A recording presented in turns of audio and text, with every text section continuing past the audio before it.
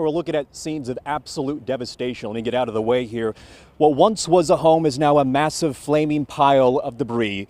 And you can see right next door, a gentleman trying to hose off and make sure the fire doesn't hop over to the property. And it's all along Big Leaf Road. You have a mix of firefighters and homeowners just coming together to help battle the blaze. This mix of dry vegetation with the strong winds definitely make it more challenging to take out the flames. And now we've been out here for over 2 hours. Again, the location we're at is Big Leaf Road near Pleasanton Road.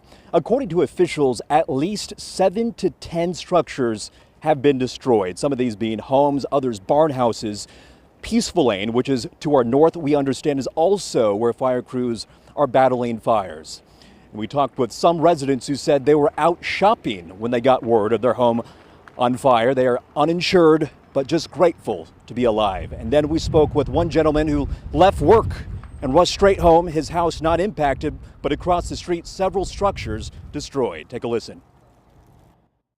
It means a lot. They asked to volunteer, and I never volunteered. I'm not going to lie to you guys, but I'm right here right now. And I got intel from people in the community, hey, there's a fire going on. And I'm like, I could hear from their voice, it's an emergency, so I just came.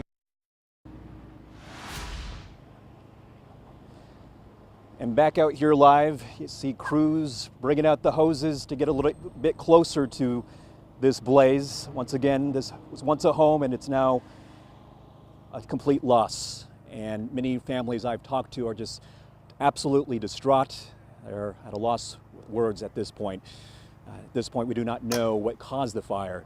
I also do not know if any injuries have been reported. For now, we're live in Atascosa County. Zach Briggs, KENS 5.